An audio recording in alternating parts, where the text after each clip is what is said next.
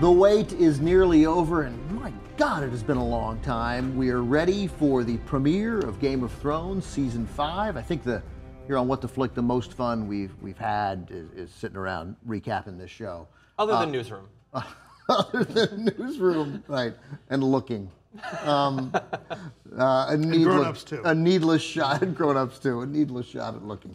John Idarola, Matt Atchity, Cenk Uger, Ben Mankiewicz here to sort of prepare you and ourselves for Season 5 of Game of Thrones. So, John, having read the books and being fully versed in all things Throne-ish, we thought we'd just look at some of the major characters, where we think they might go as we head into Season 5.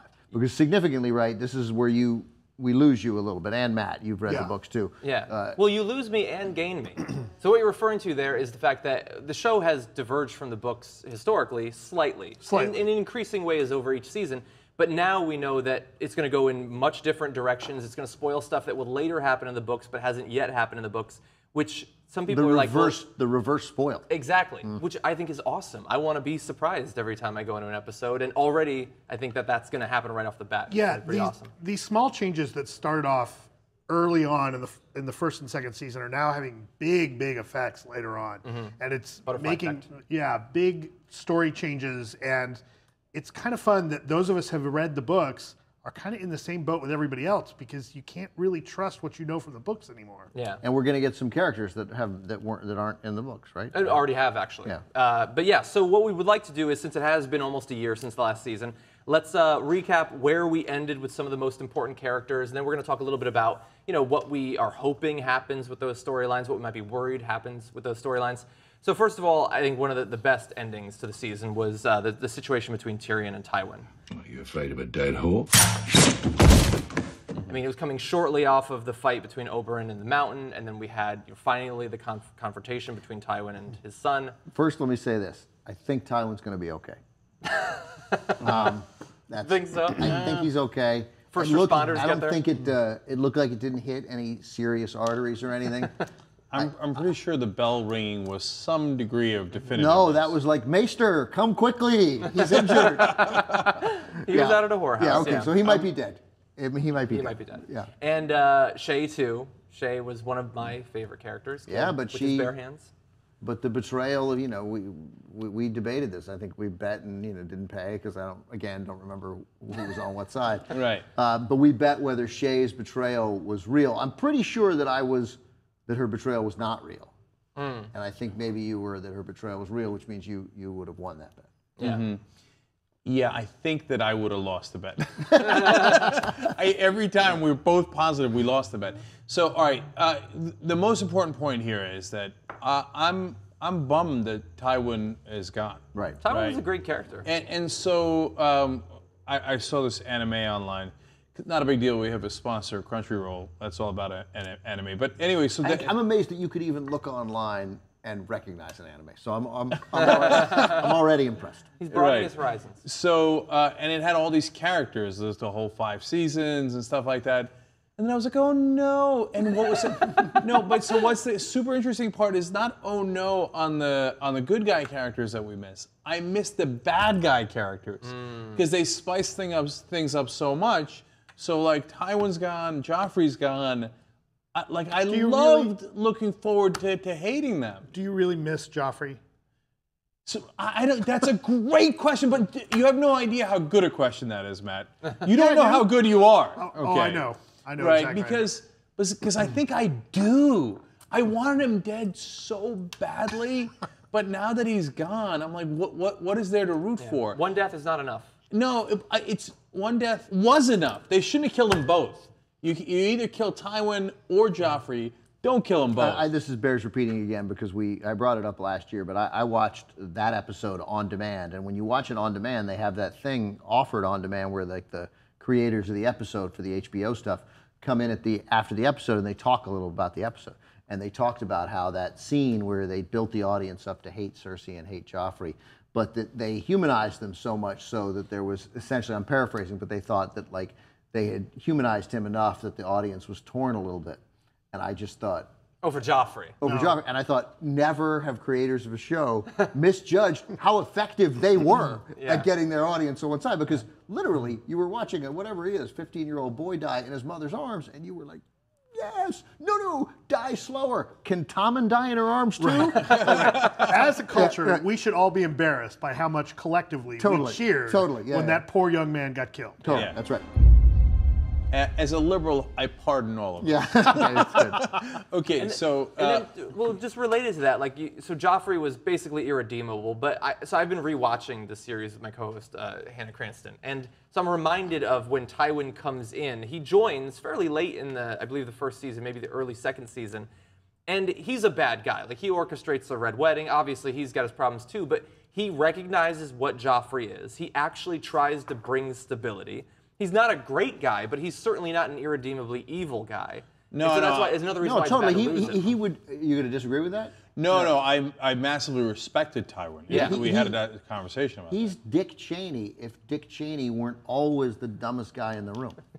Oh, that's interesting. know? Yeah, because could see people forget how buffoonish Dick Cheney is. He's a His, buffoon. Tywin also incompetence is way underrated. Undervalued. His Whereas incompetence Tywin was not. He just ruthless but competent. he just got caught with his pants down. Hey, he made it to the throne. So he did die on a throne. We're getting good. And since John's not going to think tank plug there, a little under the radar, my co-host Hannah Cranston on Think Tank, not a big deal. Let me do the plug on Crunchyroll too, because anime, you got a couple of days before Game of Thrones left. They're our sponsor, crunchyroll.com/TYT, 30 days trial. 30-day for free free. trial. What the fuck? Okay. Ad-free. What is it, something about HD? Yeah, ad-free, full HD, available on pretty much any device, all with subtitles, simulcast up to just an hour after the show's premiere in Japan. And subtitles in Turkish too. No, they're not. Anyway, crunchyroll.com/TYT. Go get your free. So, kind of on the periphery of the Tywin Tyrion situation, you then have Jaime and Cersei. Jaime, obviously, somewhat complicit in the death of his mom and the hooker too. It's going to be interesting to see Cersei. Look, she obviously needed her father to some extent, Jaime complicit in the death of. but helping to release. Yeah, he released because he released Tyrion. the imp, and the imp, And then Tyrion goes on to kill kills Tywin. Release of her mom? No. He released Tyrion from imprisonment. Tyrion then goes and kills Tywin. So His dad. You said mom.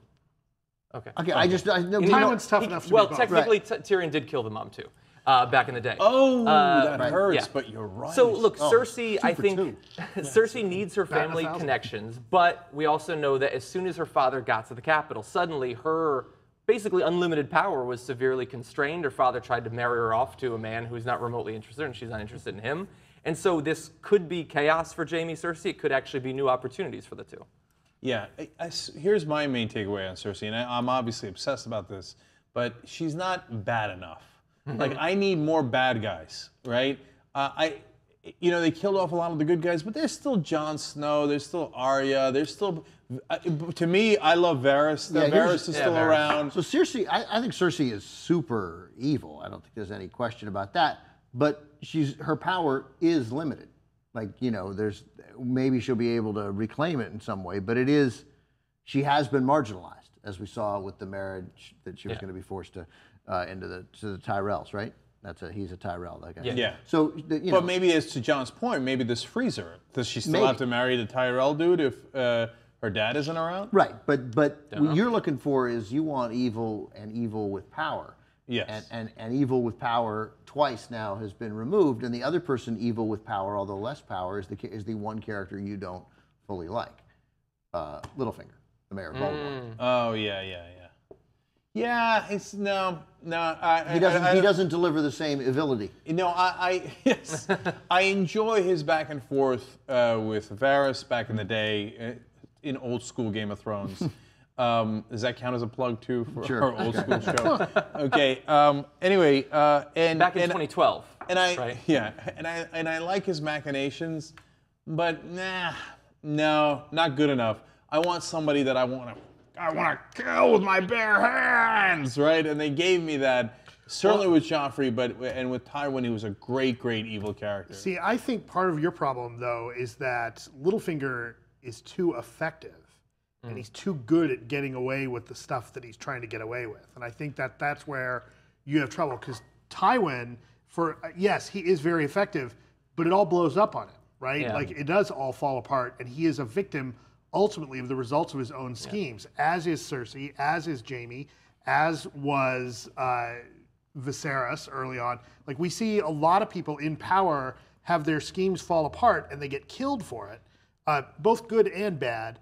And Littlefinger's one of the few guys who's kind of consistently getting away with it. And maybe that's part of what you're having a problem with is like, he's evil, but he's not too showy about it. And he kind of is under the radar. Yeah, I need and him to- he's more dangerous, arguably, than anyone else in the kingdoms. But he does have one potential blind spot. That was Catelyn previously, and now with the new black-haired emo Sansa, she seems to be figuring out how to play him a little bit. And so maybe going into this season, he might actually finally fall, not because of something he does, but because of something she does. So we haven't really seen what things are going to be like for him after he pushed his wife out of the moonroof. Yeah. So that'll be interesting. We have to. That's a total wild card for what their situation is. Do you real quick about Cersei and Jaime? Their father presumably will have a funeral, and that'll be an opportunity for them to get it on. And by get it on, I mean he That went very well sexually last assault time. her. Yeah, yeah. Coffins do it for some people. Yeah. Did you guys see the Saul episode about the Chicago sunroof? Defecated through the sunroof. Yes. Yeah, exactly. That's what Littlefinger should have done, was just give her the old Chicago sunroof. It would have been fine. In a sense, he did on a macro scale. So who He else? did that to the Vale. So Yes. we briefly brought up Sansa. We also have Arya. She ends on like the prow of the ship, very Titanic. She's headed off to Bravos. She's basically given up on that whole continent. She tried for seasons to get back to her family. Finally, she was sort of given the opportunity a little bit by Brienne, turned it down, lost her protector, the Hound, and now she's off to start totally over. With Arya, there's we've all seen the trailer, and the trailer has what appears to be a conversation between Tyrion and Varys, where Tyrion says something like, Varys says we need somebody to take back the throne, and somebody who's good, and Tyrion says, Good luck finding him. Who said anything about him? and we presume, obviously, in watching it, I did, and I'm sure you guys did too, that he means Daenerys. But it would be a nice wild card, obviously, if it turned out not to be Daenerys, but it would be. Then there are other women who it could be. Hard to imagine that it's Sansa. Yeah. No, Right? Marjorie Tyrell. But it's not. You know what's funny? I would rank Sansa as the person that I rank number 3 and that I hate the most. Right. The first two are dead, but Sansa's still alive. I can't stand her. I can't Right. stand her. She showed. Remember, you may have forgotten. She definitely flexed some serious. At the She end, started Like 1%. a little bit. 1%. Anna hates Sansa. Anna hates her. Yeah. But Arya, I don't know how it would work. I don't know, but I mean, if she somehow Anything can work. Anything can work, and if Arya came If you'll back, buy and- the dragons. if you buy the dragons, the fact that Arya come back and lead the North. Yeah. Yes, and if you not can lead the impossible. North, you could hold the throne. Or maybe it's the vagina monster lady. no. Yeah, probably not. She won't sit on the Melisandre. throne, but she could sit behind the throne. My Darkness money, forever cast a shadow. I'm going to throw long odds on Tyrion's first wife, Tisha. The prostitute Yes. near. Yes. the- That yeah, we've never probably not. seen actually I on the sort of show. I think Arya rises is the that's my long term long. I wonder what the odds would be that Arya holds the throne when the show goes on. Oh, they got the. You should bet and then forget which side each of you is on. Totally. I Yeah. got Arya. You take. I'll take Daenerys. Hodor. All right, well, that's not the minute. Yeah. No, I'll give you 1.5 to 1. Oh, great. God, we thank haven't you. even talked about Hodor yet. Yeah. Hodor. Hodor, Bronn. Oh, I saw and Hodor. Mira. Oh my God, I was in Detroit and I saw Hodor. Seriously. That can't be true, right? But it was in a casino. And you just And I- yell Hodor at him? No, because we were not in the casino floor. We were upstairs in a room, and they. The story's getting better by the I know, right? It's kind of weird. No, we were Carried him upstairs around. in the hotel part, and he came out of some secret place, escorted by 2 people, and I'm like, Hodor? He turns around and he goes, Hodor. Hodor. No, I'm kidding. He didn't do that. Okay. Or I saw a really big guy. I don't know. It's probably, but he did successfully get Bran to the north. He's now going to be trained by the old guy who's part plant. No, I didn't like that. Bran, I didn't not like Hodor. I didn't Bran like, is, yeah. I didn't like that all of a sudden weird superhero stuff that went The on. fireballs? Yeah, the fireballs. I didn't like the care for it. fireballs First thing either. I really didn't like in the show. Oh yeah, that got a little too much. It got a little too mystical. You didn't like it either.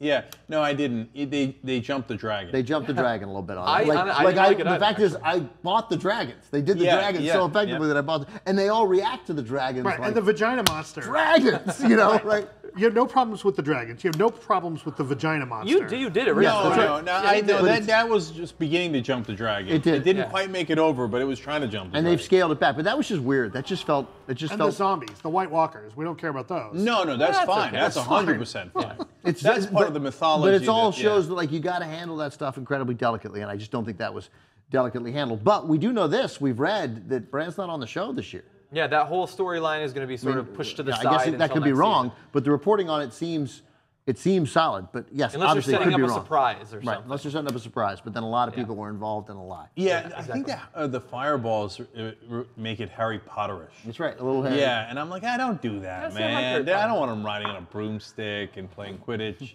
Like, Emma Watson shows up. If you're gonna do that, at least decapitate somebody while you're doing it. Okay, so why don't we go? We brought up Daenerys just a little bit with the Viserys stuff. So she is in control of this city. There's a little bit of possible unrest. Do we think that she's going to stay there? Should she stay there? I feel like she decided that she needed to sort of prove herself as a ruler, but that was the past 3 years she's been doing that. And she hasn't made much progress towards actually taking over the But Seven she's Kingdoms. learning that it's hard to rule. She's trying to rule justly, and it's so freaking hard in this world to rule justly. And also, we don't know she locked up the 2 dragons. And so, you know, if she can't control the dragons, maybe she doesn't have real power. I don't know. I'm pretty sure we're going to see the dragons. But interesting down there for all time. interesting that she and are they going to be like bitter and angry about it? Do they react that way? Is that I don't know how to I don't know how to train your dragon. And you've seen both of them. That's right. Yeah. Have you learned nothing? You know nothing, Ben Mankiewicz. That's right. Good stuff. Yeah. I'm worried. I'm worried about Daenerys, significantly so. I mean, so the only good news about the horrible foreshadowing on Daenerys is that foreshadowing doesn't work in Game of Thrones. Yeah. So it looks like she's headed down a bad path. She gets rid of the bear from Bear Island. Jorah the Mormon. See, and we argued about that because you thought that was a bad move, and I think it's that terrible. as a I think leader, it's a bad move. No, I think that we're looking at that with what we know about those characters, but knowing what she knows, and she only has his word to go on, I think she makes the right decision. When you find out someone has been betraying you, you have to doubt them. And he doesn't bring anything to the table to prove otherwise except, well, just believe me. No, he saved her life. And he saved loves life. her. Or did he? He took the city for her. No, he did. So I'm worried that she's bunkered down. Bunkered down is bad. You got to keep moving forward. She got rid of one of her legs of support. So as we head into this season, well, that makes it exciting. The fact that she might die excites me. Also, I think that we should remember the bloodline too. Like, you know, maybe as she gets older, she'll go crazy. Well, Right? I just thought of that. but the other thing to look at with Daenerys is that we saw last season, she made a conscious decision that she was going to stay and rule and not keep conquering, right?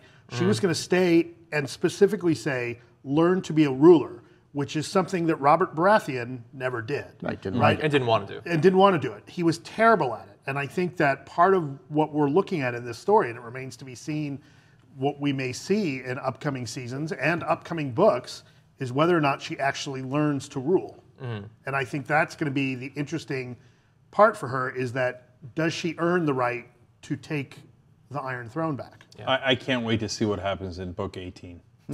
What? Who else we got? In 500 years. The last big group that we have to go to is the Wall. That was the big climax of the season in some ways. I mean, we also had the duel, but we had the Stannis the Wildlings. Menace. Exactly. Stannis coming, helping out. We have the Wildlings basically, it seems, defeated, I guess. Jon Snow really stepping up, going out there, being willing to sacrifice himself for those on the Wall. So what do we think about that? I think I care less about what happens at the Wall with each passing Winter episode. is coming. Yeah. First of all, when? Yeah, let's get. Someday. I think. Like, Let's get here. Let's get here already. Well, but I think the story's setting up something interesting, right? Because Stannis, of all of the claimants to the throne, Stannis is the one who basically drops everything and says, yeah, you know what? The real danger is in the north, and he takes what's left of his army to go up there, basically on. He does the most leader-like thing, right? And, you know, and Sir Davos Seaworth says he needs to go do that, but he lets himself get talked into it, and he makes arguably the decision that none of the other rulers in the south would make, which was go up and save the kingdom for real, even if it means he won't end up being king. And it's going to set up, you know, it potentially sets up this really interesting. This interesting struggle between Daenerys and Stannis, who on different sides of the ocean are both showing themselves that they may be capable leaders. They might be, except, you know, they've set Stannis up as this capable leader, except it is an unforgivable sin to follow that madwoman.